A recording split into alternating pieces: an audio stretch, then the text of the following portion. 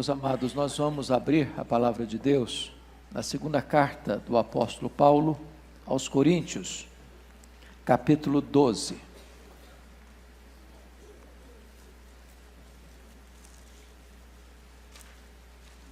Segunda carta de Paulo aos Coríntios, capítulo 12.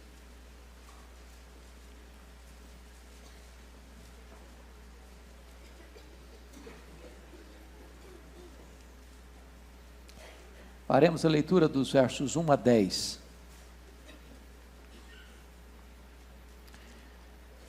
Se é necessário que me glorie, ainda que não convém, passarei as visões e revelações do Senhor. Conheço um homem em Cristo, que há 14 anos foi arrebatado até o terceiro céu, se no corpo ou fora do corpo, não sei, Deus o sabe. E sei que o tal homem, se no corpo ou fora do corpo, não sei, Deus o sabe, foi arrebatado ao paraíso, e ouviu palavras inefáveis, as quais não é lícito ao homem referir. De tal coisa me gloriarei, não porém de mim mesmo, salvo nas minhas fraquezas. Pois se eu vier a gloriar-me, não serei nécio, porque direi a verdade. Mas abstenho-me, para que ninguém se preocupe comigo mais do que em mim vê ou de mim ouve. E para que não me ensoberbecesse com a grandeza das revelações, foi-me posto um espinho na carne, mensageiro de Satanás, para me esbofetear, a fim de que não me exalte. Por causa disto, 3 vezes pedi ao Senhor que o afastasse de mim. Então ele me disse: a minha graça te basta, porque o poder se aperfeiçoa na fraqueza. De boa vontade, pois, mais me gloriarei nas fraquezas, para que sobre mim repouse o poder de Cristo. Pelo que sinto prazer nas fraquezas, nas injúrias, nas necessidades, nas perseguições, nas angústias, por amor de Cristo. Porque quando sou fraco, então é que sou forte. Amém? Hoje eu quero tratar com você de um tema muito pessoal. Penso eu que todos nós lidamos com isso, com esta pergunta, com este questionamento. E a pergunta e o questionamento é: se Deus me ama mesmo, por que eu sofro? Por que eu estou passando por essa situação? E eu quero dizer para você, inicialmente, algo que não fui eu quem concebeu e escrevi, mas concordo. A vida é a professora mais implacável, porque a vida primeiro dá a prova, depois a lição. A vida é a professora mais implacável, porque primeiro a vida dá a prova, depois ela dá a lição. Foi o pensador irlandês C.S. Lewis que disse que Deus sussurra nos nossos prazeres, mas Deus grita nas nossas dores. Esse texto que nós acabamos de ler tem como contexto a questão dos falsos apóstolos que estavam tendo muita acolhida em Corinto, sendo muito aplaudidos em Corinto e recebendo muita aceitação na igreja de Corinto, e questionando o apostolado de Paulo, dizendo que Paulo não era um verdadeiro apóstolo, que Paulo não tinha as experiências místicas e arrebatadoras que eles tinham. A contragosto, Paulo então começa a mostrar suas credenciais. Não era o feitio de Paulo falar dele mesmo, contar suas experiências, falar das coisas grandes que ele tinha experimentado na vida?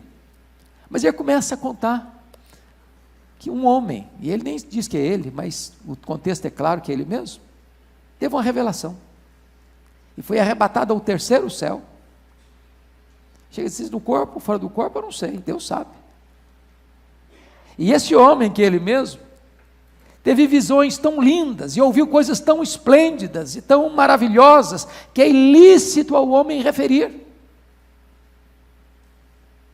E ele poderia, por causa desta experiência incomum, singular, bater no peito e dizer: olha para mim aqui, ó que homem batuta que eu sou, olha que crentão que eu sou, olha que homem magnífico que eu sou. Ninguém teve experiências como eu. E ele toma ciência de uma coisa: se ele tem que se gloriar, não é nele mesmo. Ele não quer que ninguém fique olhando para ele e achando, não, esse é o cara, não, olha que ícone, olha que pessoa, olha. Não, ele não quer que os olhos se voltem para ele. Então, ele começa a descrever que ao lado dessas experiências de êxtase, de arrebatamento, de glórias indescritíveis, Deus resolve temperar isso com sofrimento. Com sofrimento.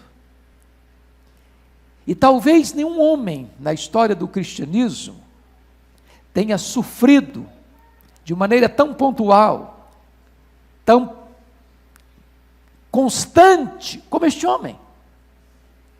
Logo que ele retorna da primeira viagem missionária, na região da Galácia, e escreve a sua primeira carta aos Gálatas, ele diz: eu trago no corpo as marcas de Cristo. Já tinha sido apedrejado. Quando você vai fazer um relance da biografia deste homem, você fica pasmo. Como ele foi perseguido logo no começo da sua caminhada cristã em Damasco. Quando ele vai para a igreja de Jerusalém, em vez daqueles irmãos o acolherem, bater a porta da igreja na cara dele, não acreditaram na conversão dele.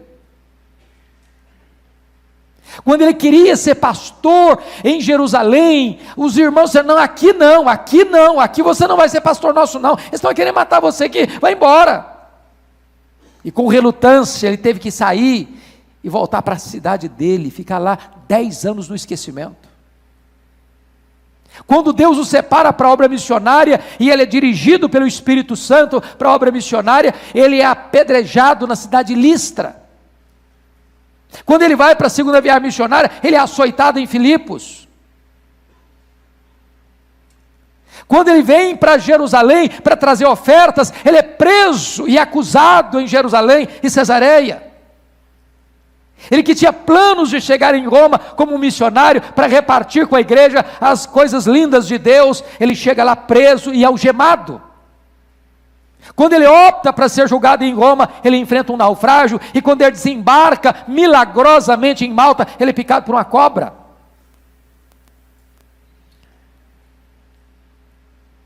Esse homem, entretanto, experimenta alegria no sofrimento. Ele diz: em nada considero a vida preciosa para mim mesmo. Desde que eu complete a minha carreira, não importa o que aconteça comigo. Que eu prego o evangelho, não importa comigo. Aliás, se eu morrer também, não tem problema, porque para mim o viver é Cristo e o morrer é lucro.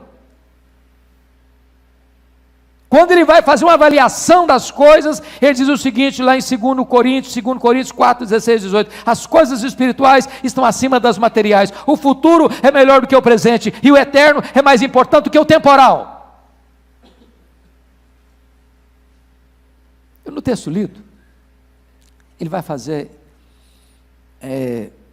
uma análise do sofrimento que o atormentou. Quando ele diz que para que não me ensoberbecesse com as grandezas das revelações, foi-me posto um espinho na carne, mensageiro de Satanás, para me esbofetear. E aí eu chamo a sua atenção, porque há um contraste gritante aqui. Qual o contraste? Ele vai do paraíso à dor, da glória ao sofrimento, da bênção de Deus no céu, para a bofetada de Satanás na terra.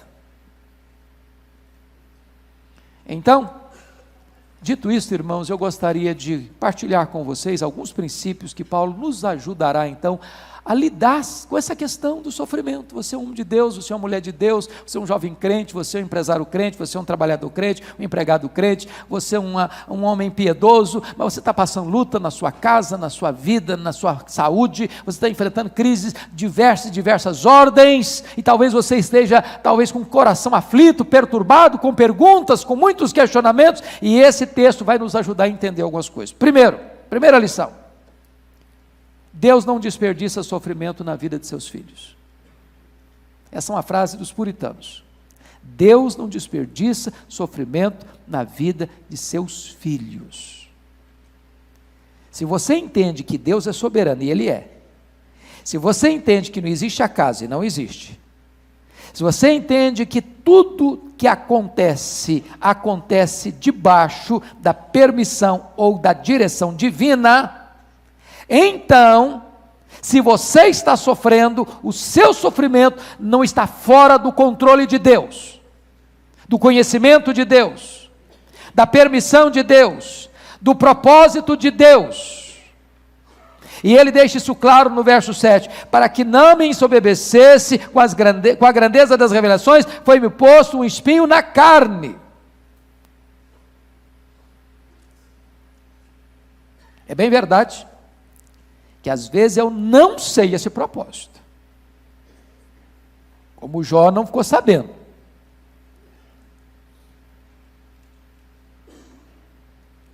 Às vezes esse sofrimento vem e você pede para Deus aliviá-lo, e Deus não alivia, como Paulo.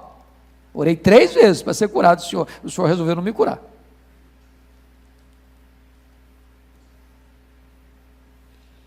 Segunda lição que eu aprendo nesse texto: às vezes Deus decide revelar-nos a razão do nosso sofrimento. Às vezes Ele decide revelar. No caso aqui, Deus decidiu revelar.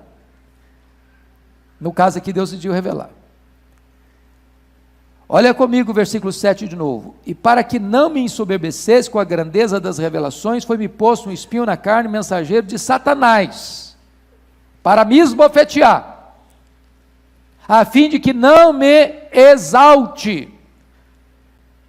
Não combina sofrimento com soberba.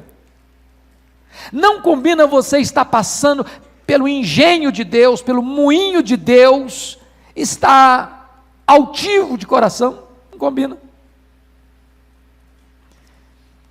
Então, se você está sendo pressionado, se está pegando a dor, se está passando alguma luta, pode ter certeza, Deus está trabalhando. Mas não é para destruir você, é para manter você humilde, quebrantado, é para que a sua crista não cresça, para que o seu papo não seja grande, para que você não seja soberbo. Esse é o propósito. Terceira lição: Deus não nos censura por pedirmos livramento do sofrimento. Olha comigo o versículo 8 e 9. Por causa disso 3 vezes pedi ao Senhor que o afastasse de mim. Mas Ele me disse: a minha graça te basta, porque o poder se aperfeiçoa na fraqueza. Algumas pessoas acham que ser espiritual é ser estoico. O que é o estoico? O estoico é aquele que recebe o sofrimento e o suporta com os dentes trincados. O estoico é aquele que acha que o papel dele é ficar debaixo de um rolo compressor, de um destino cego, e não poder reclamar, é aguentar calado. Não, o cristão não é um estoico. Os salmos, temos aprendido aqui com o pastor Erival tantas vezes, são salmos às vezes mais de lamentos do que de louvor, onde o servo de Deus diz: meu Deus, está doendo, até quando, Senhor? Por que eu estou passando por isso? E diz a Bíblia que Paulo ora a Deus, não só uma, mas 2, mas 3 vezes, e Deus não atende o pedido dele. Deus não ouve positivamente a oração como ele queria que fosse ouvida.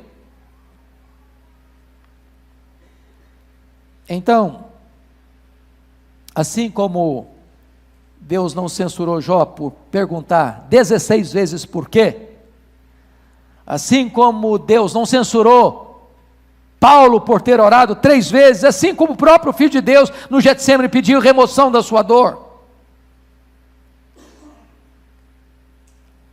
Eu gostaria de dizer para você, que talvez está passando por alguma luta, noite sem dormir, coração apertado, talvez aqui hoje desempregado, talvez doente, talvez com algum familiar seu num CTI, à beira da morte, talvez lidando com a doença crônica na família, ou com um problema na família que você não vê saída. Eu quero dizer para você que Deus não censura você quando você diz: está doendo, Senhor, meu Deus, por que isso? Meu Deus, me dá uma explicação. Deus não nos censura quando nós pedimos livramento do sofrimento. Quarta lição: o sofrimento pode ser uma dádiva de Deus a nós e não contra nós. Não é fácil escutar isso não, sabe? Está na contramão da teologia aí, da confissão positiva, está na contramão da teologia chamada também da prosperidade, que diz que se você é crente, você não vai ter luta, se você é crente, você não vai ficar nunca desempregado, se você é crente, você nunca vai ficar doente, se você é crente, vai dar tudo certo para você, se você é crente, você vai viver num mar de rosas, se você é crente, então você vai estar blindado. Prestem bem atenção. Deixa eu lhes fazer uma pergunta preliminar para explicar melhor aqui. Espinho na carne de Paulo procedeu de Deus ou de Satanás?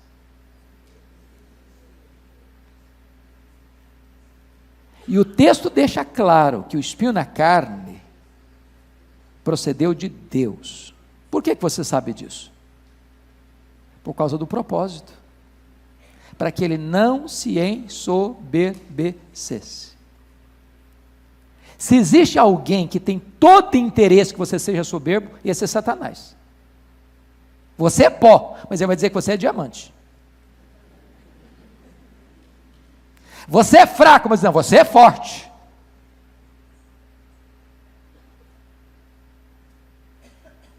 Mas Deus tem todo interesse que você seja humilde.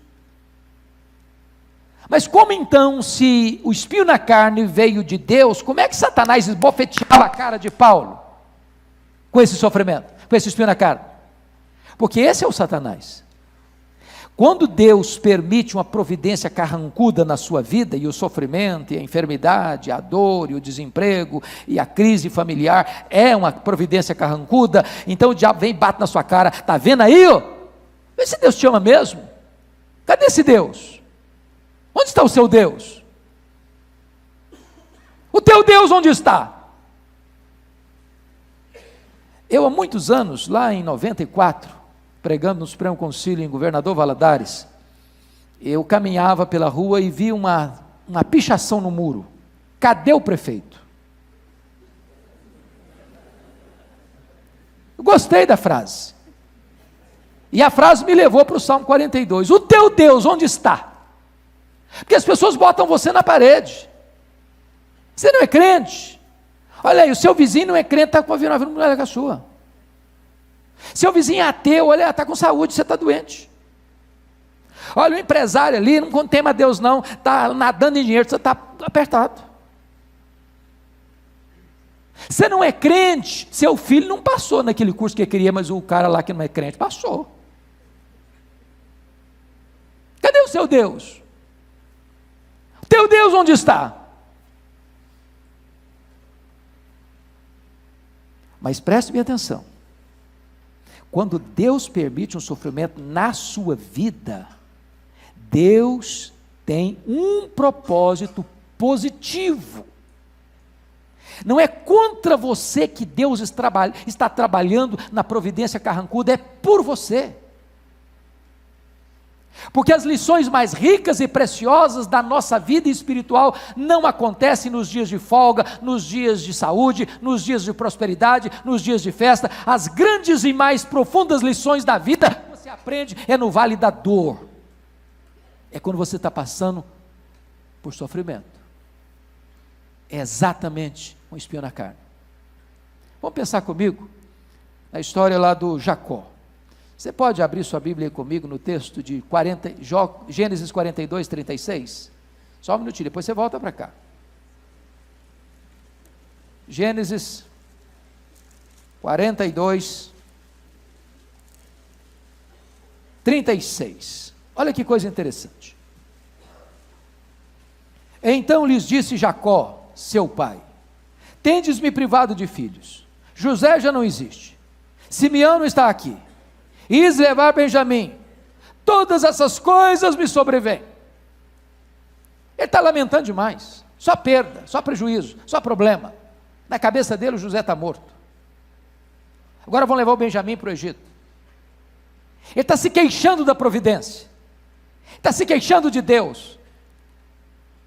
E ele nem sabia que todo esse sofrimento que ele está passando, e sabe quantos anos ele está passando esse sofrimento? 22 anos. Deus estava escrevendo o capítulo mais emocionante da história dele, da história do povo de Israel, da história do povo da redenção, da história da humanidade.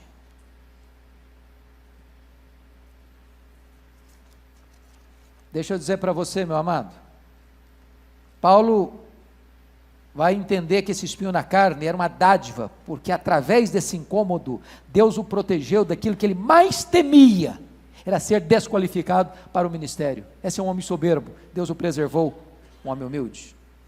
Quinta lição: Satanás pode até nos tocar com a permissão divina, mas jamais frustrar os propósitos de Deus na nossa vida.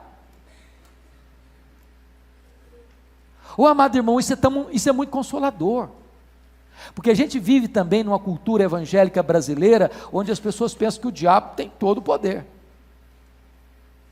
que o diabo vai pegar e arrebentar com você, que o diabo vai destruir você, vai acabar com você, e tem muita gente com medo do diabo, apavorado com o diabo. E tem duas maneiras muito perigosas de se lidar com isso. A primeira delas é dizer que o diabo não existe. A segunda delas é achar que o diabo é mais importante do que é. Preste bem atenção. Ainda que o diabo esbofeteie a sua cara, ele só pode fazer uma coisa dentro do projeto de Deus, é que ele contribua para que o plano perfeito, eterno, vitorioso de Deus se consume na sua vida. Louvado seja Deus! O plano de Deus na sua vida não pode ser frustrado. Então, quando o crente está sofrendo, ele não deve se desesperar, ele não deve se descabelar, ele não deve se render ao pessimismo, ou à incredulidade, ou ao desespero. Saiba disso. Se você está com espinho na carne, se você está com luta, se você está com prova, Deus está no controle. Deus está trabalhando, e trabalhando não contra você, mas trabalhando por você.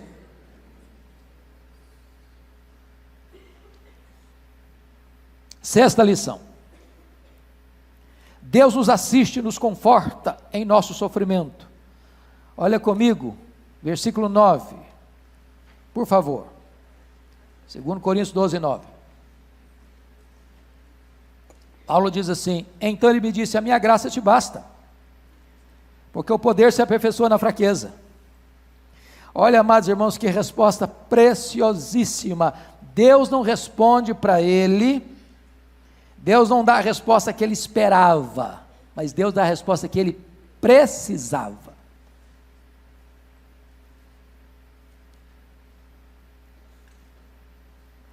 Às vezes a gente vai querer tirar, Deus diz, tira o espinho, senhor, está doendo.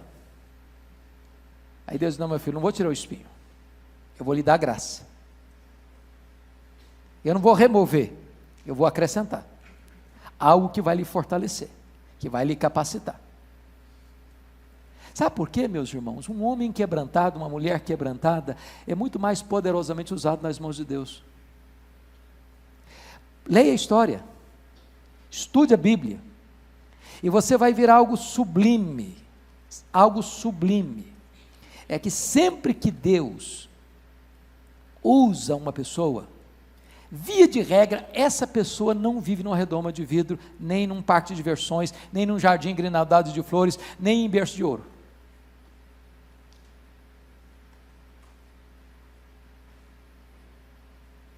O que cabe a você e a mim entender é o seguinte: se Deus não tirar o espinho, Ele dá graça.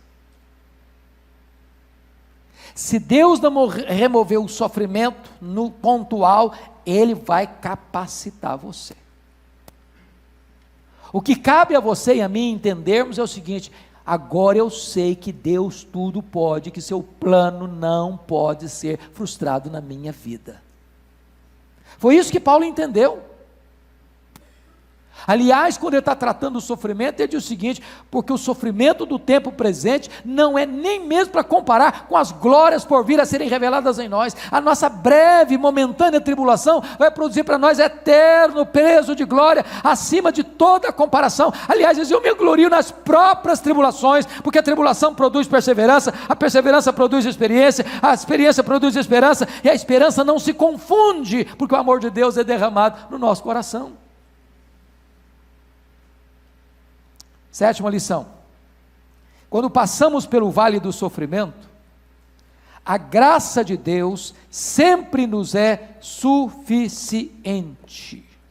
Bendito seja Deus. A minha graça te basta. E sabe o que é a graça? É aquilo que é melhor que a vida. Você pode viver com muito dinheiro, mas sem graça não tem prazer. Você pode ter saúde, sem graça não dá. Vocês admitem comigo que tem gente vendendo saúde e vivendo uma vida miserável, dando tiro na cabeça, cheio de saúde?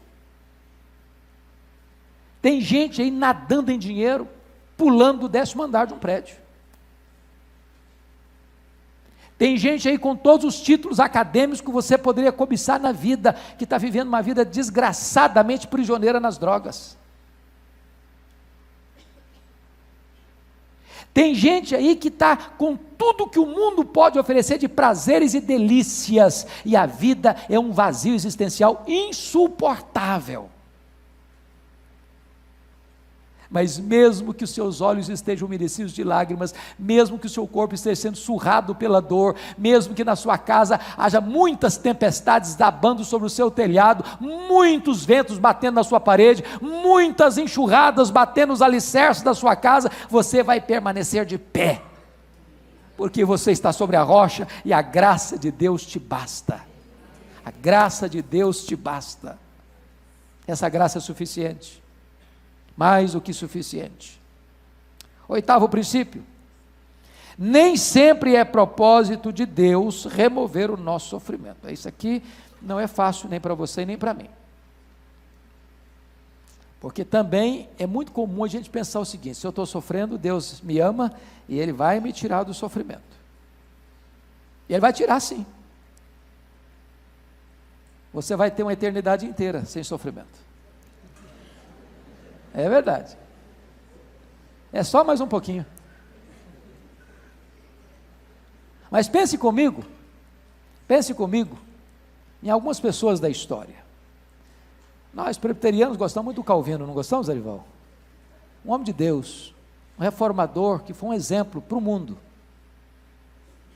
Calvino não chegou a completar 55 anos. Quando eu li a história daquele homem, eu fico pasmo. Era doente, tinha mais de dezenas de enfermidades. A maioria das obras que ele escreveu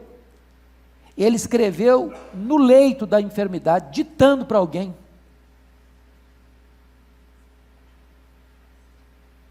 Um homem que influenciou a história, fuzilado por todo tipo de enfermidade. Eu fico olhando a história de um moço, igual David Brainerd, considerado um dos maiores missionários da história da igreja, o homem mais piedoso, segundo John Wesley, que ele já conheceu. Seu futuro sogro, porque não chegou a casar, Jonathan Edwards, escreveu o seu diário. Anotou, pegou as anotações que ele fazia e publicou o livro. E perguntaram para Wesley, qual é a obra mais importante depois da Bíblia para que alguém conheça a Deus? Ele disse: leia o diário de David Brainerd. Esse moço morreu com 29 anos, de tuberculose, tossindo sangue no meio das selvas. Pensa comigo em John Bunyan, 14 anos atrás de grades, de prisões terríveis, imundas. Pense comigo em Fanny Crosby, passou a vida inteira na cegueira, 92 anos cega. Pense comigo em Dietrich Bonhoeffer, enforcado no dia 9 de abril de 1945, pelo nazismo alemão. Servo de Deus. E nós poderíamos citar centenas de pessoas. Infelizes? Coitadas? Miseravelmente coitadas? Não. Absolutamente não. Bem-aventuradas. Bem-aventuradas. A avaliação do céu não é a mesma avaliação da terra. Essas pessoas são aquelas que, ao partirem daqui, escutam Jesus dizendo: vinde benditos de meu Pai, entrai na posse do reino, que vos está preparado desde a fundação do mundo. Aqui não tem mais lágrima, aqui não tem mais luto, aqui não tem mais dor, aqui não tem mais tristeza, aqui não tem mais doença, aqui não tem mais enfermidade, aqui não tem mais cortejo fúnebre, aqui não tem mais despedida, aqui não tem mais pecado, aqui você vai desfrutar de um gozo eterno, de uma alegria eterna, de uma paz eterna, de uma perfeição eterna. Aqui você vai desfrutar de toda a herança que você recebeu pela graça de Deus. Amados irmãos, a nossa vida não constitui apenas o pequeno lustro da caminhada do berço à sepultura. Nós somos chamados para uma herança eterna. Nona lição: a nossa felicidade não depende das circunstâncias, depende de Cristo. Olha o versículo 10 comigo. Pelo que sinto prazer nas fraquezas, nas injúrias, nas necessidades, nas perseguições, nas angústias, por amor de Cristo. Amados irmãos, qualquer pessoa que lê um texto desse, não sendo um crente, fala: esse cara é doido. Ou no mínimo é um masoquista. Porque preste atenção, prazer é deleite. Prazer nas fraquezas, prazer nas injúrias, prazer nas necessidades, prazer nas perseguições, prazer nas angústias. Mas ele não está falando retoricamente, não. Porque a gente pode falar isso bonito, assim, de retórica. Na hora que a coisa pegar, a gente chora, a gente grita. Só dá uma olhadinha comigo, só assim, nem uma página aí para você virar.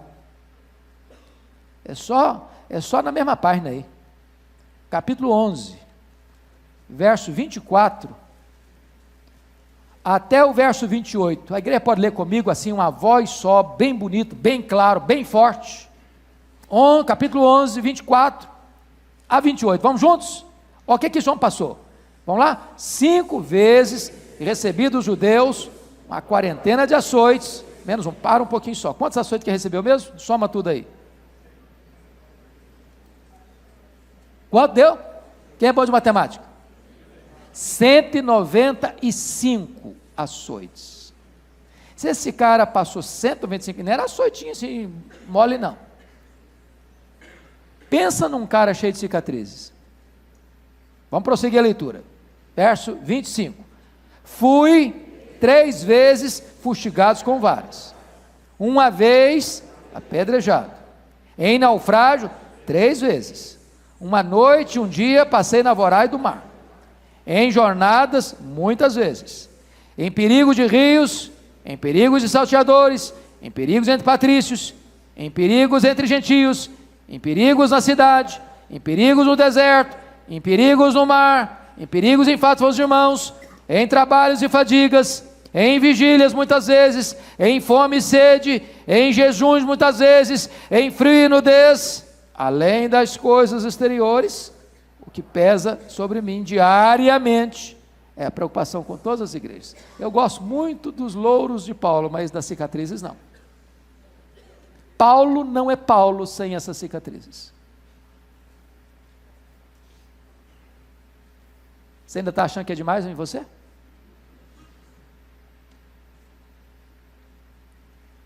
Aí Deus leva o cara para o céu, terceiro céu, vê coisa que ninguém pode referir. Aí quando ele desce de lá, agora botou um espinho na sua carne, para você não ficar soberbo. Mas não fique desanimado não, que eu vou te dar graça, e pode ter certeza, a minha graça te basta. E eu não quero que você fique lamentando também, não quero que você fique aí murmurando, não quero que você fique aí dando uma de coitadinho, não quero que você fique aí se vitimando, não. Eu quero que você seja feliz. Eu quero que você transborde de alegria, não importa a circunstância, não cantamos aqui, não importa a circunstância, você vai ser feliz, você vai cantar, você vai pregar, você vai orar, você vai evangelizar, você vai fazer missões, você vai plantar igrejas, você vai ver o crescimento da igreja, mas olha, vai ter luta. Aguenta firme, a minha graça te basta. Finalmente, último princípio. 10º princípio. Olha comigo, por favor. Quando chegamos ao fim, ou quando chegamos ao fim das nossas forças, ainda assim, o poder de Deus nos capacita a vivermos vitoriosamente. Lá no finalzinho do verso 10, ele diz o seguinte: porque quando sou o quê? Fraco. É que eu sou o quê? Forte. Quando eu sou fraco, significa o seguinte: cheguei no fim das minhas forças. Estou de tanque vazio. Acabou. De mim, mais nada. Acabou. Estou falido. Esgotado. Aí Deus, então tá bom, agora é comigo. Agora é comigo. Porque enquanto você tem reserva, enquanto você confia na carne, enquanto você confia no seu conhecimento, enquanto você confia na sua saúde, enquanto você confia na sua inteligência, enquanto você confia na sua estratégia, enquanto você confia em você mesmo, você é forte. Mas o braço da carne é muito fraco. Então, se você é forte, aí você é muito fraco mesmo. Mas se você está completamente desprovido de força em você mesmo, mas você resolve confiar no Deus Todo-Poderoso, aí você é forte. Que quando você é fraco, aí você é forte. Quando você chega no final da linha, Deus diz: agora é comigo, agora eu vou agir de uma forma poderosa e extraordinária. Na verdade, Paulo tinha pedido para Deus substituição. Remove o espinho, Senhor. E Deus diz: não vou dar substituição, eu vou dar transformação. O meu poder se aperfeiçoa na fraqueza. Nós não vivemos de explicações, irmãos. Nós vivemos de promessas. Vivemos de promessas. A minha graça te basta.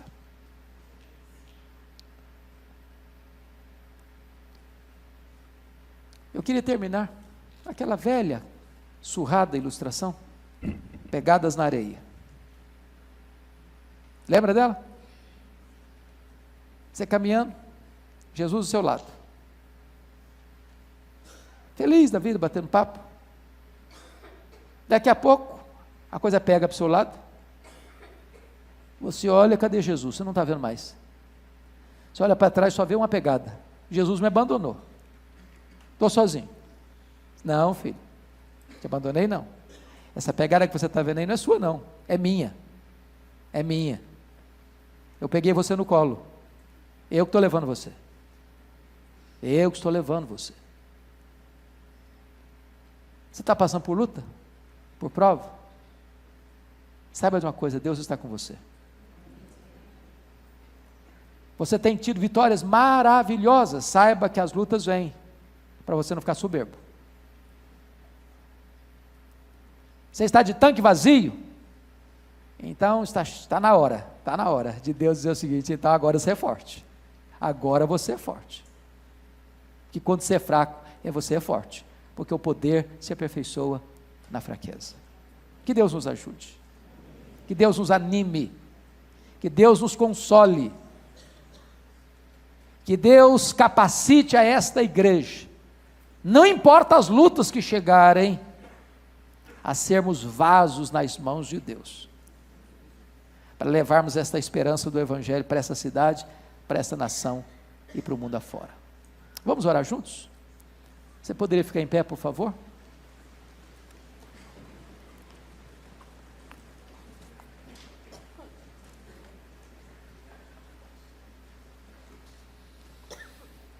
Tem alguém passando por luta aqui? Quem está passando por alguma luta aqui? Tem? Tem gente passando? Tem gente precisando da graça aqui hoje? Tem?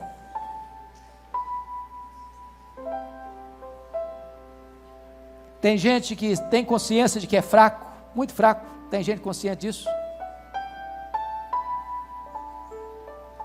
Tem gente aqui hoje querendo a graça de Deus para dizer o seguinte: ó Senhor, eu estou fraco, mas se Tu me fortaleceres na minha fraqueza, eu receberei poder.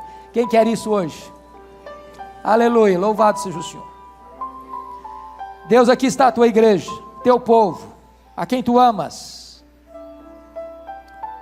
E aqui está um povo, Deus, que passa por lutas, passa por vales, um povo que tem chorado, até gemido, a dor da enfermidade, a dor dos dramas da família, a dor das incompreensões, até das perseguições.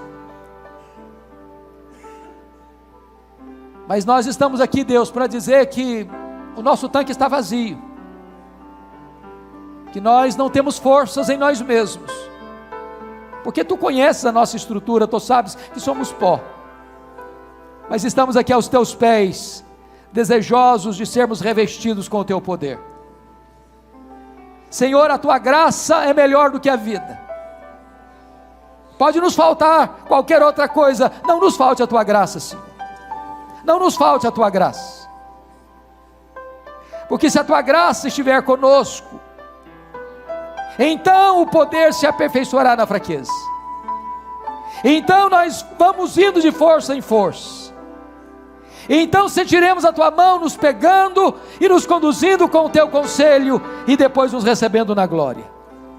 Então nós saberemos que bondade e misericórdia nos seguirão todos os dias da nossa vida. E então saberemos que quando a jornada terminar, nós habitaremos para sempre contigo na casa do Pai. Muito obrigado por esta noite, louvado seja o Teu nome.